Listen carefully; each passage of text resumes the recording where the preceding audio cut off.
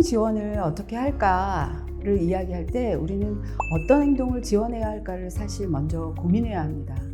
교사들은 흔히 특수 유아의 행동을 좀 더 색다른 시선으로 보기가 쉬운데요. 대부분의 행동들을 부적절하거나 부자연스러운 행동으로 해석하는 것은 바람직하지 않습니다. 특수 유아의 놀이도 그 유아의 놀이로서의 흥미나 관심으로 봐줄 필요가 있다는 거죠. 그러니까 우리는 저 행동은 놀이일까? 문제 행동일까?를 먼저 구분해야겠어요.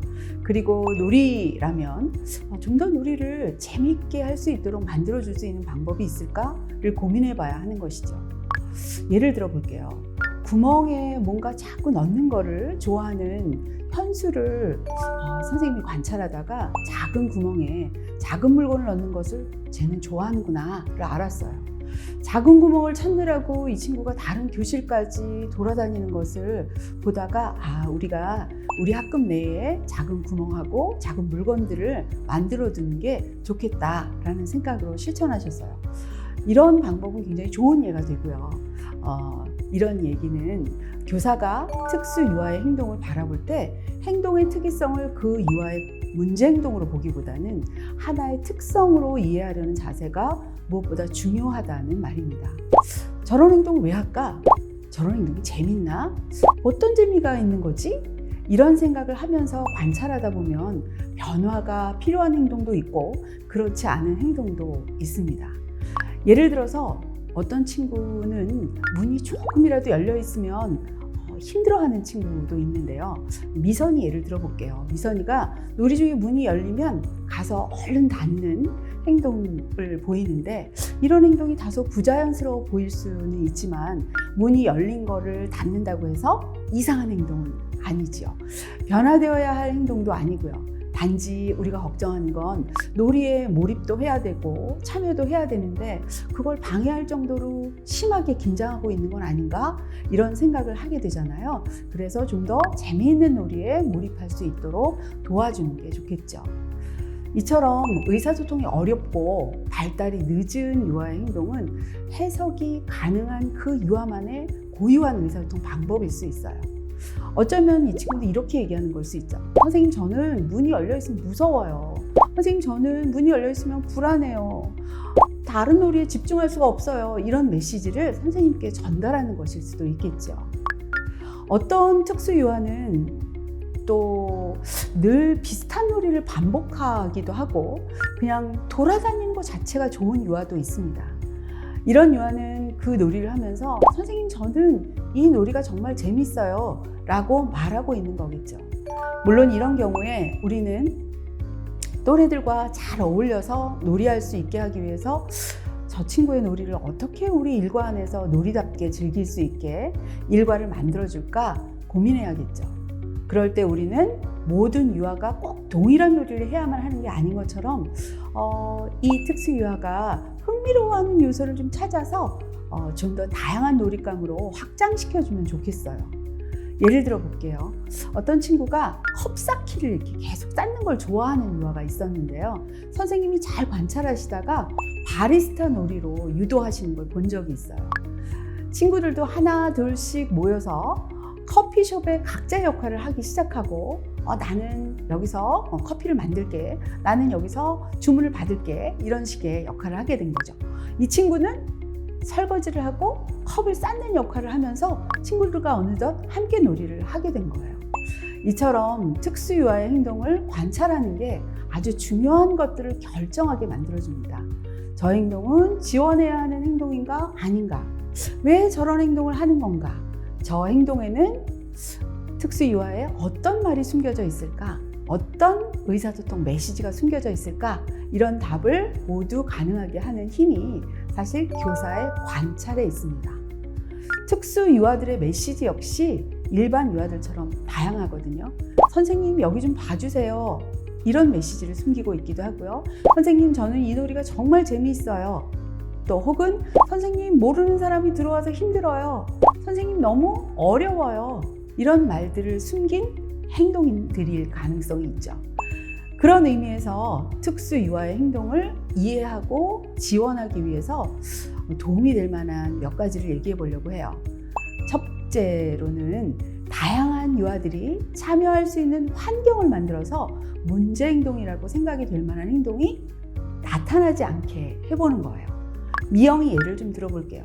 미영이는 악기놀이를 좋아해서 실로폰을 하고 싶은데 친구들이 하고 있으면 언제 해야 할지 모르겠고 말로 표현도 못하겠어서 늘 근처에서 주춤주춤 하면서 기회를 놓치곤 했어요. 난 언제 실로폰 하지? 이런 생각했겠죠.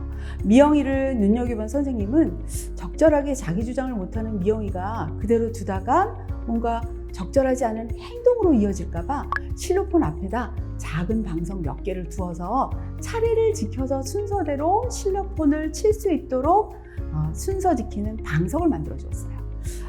물론 미영이에게 이 실로폰 앞에서 칠 수 있는 차례 지키기 방법을 안내해 주셨겠죠.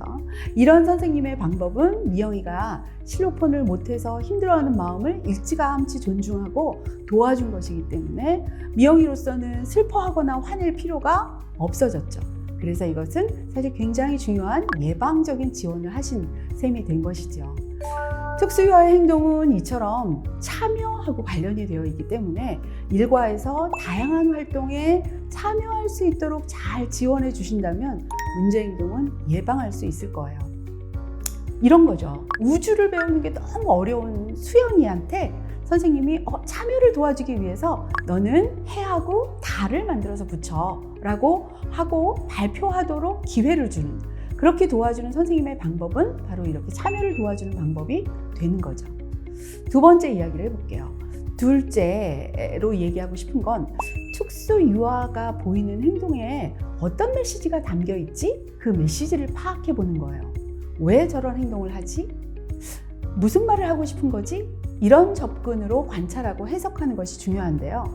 현철이 경우 예를 들어볼게요. 현철이는 유치원에 들어오면 신발을 벗고 복도가 이렇게 기역자로 되어 있는데 복도를 이렇게 돌아서 교실로 가기 전에 바닥에 앉거나 주저앉거나 눕는 행동을 해서 교사가 왜 그러는지 이해가 안 될 때가 있었어요. 그런데 자세히 살펴보니까 이 신발을 벗고 교실로 들어가기 전에 너무 긴장이 돼서 한번 숨 고르게 하듯이 긴장을 푸는 행동이라는 것을 선생님이 알게 됐어요. 이처럼 선생님이 관찰하고 이 아이의 행동에 숨겨진 메시지를 파악하는 건 굉장히 중요합니다. 그래야 우리는 지원의 방법을 틀리지 않게 잘 사용할 수 있겠죠. 세 번째로 우리가 이야기할 것은 그런 메시지를 파악했어. 그럼 이제 어떻게 해야 되지? 이 아이는 긴장을 풀려는 그러한 행동으로 주저앉거나 눕는 거였구나. 그럼 그 행동 대신에 할 수 있는 말은 뭐지? 어떤 행동이 적절한 행동이지? 그 행동이나 말을 가르쳐 보는 것을 해야겠죠. 그럼 현철이 예로 다시 돌아가 보면 어떤 걸 배우면 좋을까요? 현철이는 아마 이런 걸 배우면 좋을 거예요. 선생님, 쉬었다 갈래요. 선생님, 쉬고 싶어요. 조금 있다 가요. 이런 말을 배우면 좋겠어요. 그리고 선생님이 살펴보다가 현철이가 어느 정도 숨 고르기가 되었어. 긴장이 좀 풀어졌어. 그렇게 생각이 들면 교실을 가리키면서 이제 들어갈까? 라고 물어보면 좋겠죠. 물론 교실에서 어제 신나게 놀던 현철이 웃는 모습을 사진 한 장 딱 찍은 걸 선생님이 보여주시면서 우리 오늘도 이렇게 재밌게 놀아볼까? 라고 물어보면 더 좋을 것 같아요. 자, 네 번째로 사실 굉장히 중요한 부분인데 우리는 문제 행동이 발생되기 전에 미리미리 준비하는 예방이 중요하다는 것을 알고 있어요. 미리미리 준비하는 문제 행동 예방 방법을 좀 소개해 볼게요. 사회적인 규칙을 만약에 알고 있고 또 그걸 잘 실행할 수 있다면 우리 아이들이 문제 행동으로 표현하지 않아도 되겠죠. 그렇기 때문에 사실 사회적 규칙을 알려주는 거, 여기저기 게시해서 알려주는 거, 선생님이 사회적 규칙을 잘 지키는 친구들을 칭찬해서 알려주는 건 굉장히 좋은 예방 방법입니다. 사진이나 동영상을 활용해서 바른 행동들을 일상에서 보여주기도 하고 친구들이 시범을 보여주기도 하고 하루 일과 중에 선생님이 그 행동을 특정해서 칭찬을 구체적으로 너는 친구들에게 이렇게 양보했구나, 정말 멋진 친구인데, 이런 칭찬을 구체적으로 해준다든가 이런 것도 굉장히 좋은 예방 방법이죠. 사회적 규칙을 일과 안에서 알려주고 있으니까요. 또한 자존감을 세워주는 기회를 만드는 것도 중요한데요. 유아들에게 자신이 선택해서 할 수 있도록 기회를 주는 것, 또 만약 친구들과 자주 갈등을 겪고 있는 친구가 있다면 그 아이에게 친구들한테 거꾸로 물건을 나누어 주는 그런 아주 좋은 멋진 행동을 할 수 있는 기회를 주고 그 멋진 행동에 대해서 칭찬을 많이 해주어서 이 친구가 이 경험을 통해서 점점 이 멋진 행동들을 습득할 수 있게 만들어주는 그러한 방법도 문제 행동을 예방하는데 필요한 사회적 기술을 성장시키는 방법이 될 거예요. 이처럼 행동을 도와주는 것은 관찰을 통해서 정말 문제 행동일까를 생각하고 도와여 주어야 되는 문제 행동이구나 라고 판단이 된다면 원인을 파악해서 적절한 지원을 할 수 있다는 것입니다. 자, 마지막으로 덧붙이자면 행동을 변화시키고자 하는 노력을 하면서 선생님은 아주 작은 변화에도 기뻐하고 특수 유아도 칭찬해주고 선생님 스스로도 아이가 성장하고 있구나, 내가 잘하고 있구나 라는 격려를 하시길 바랍니다. 작은 변화가 쌓이는 힘을 믿는 그런 태도가 더 큰 변화를 만들어낼 거라고 생각해요.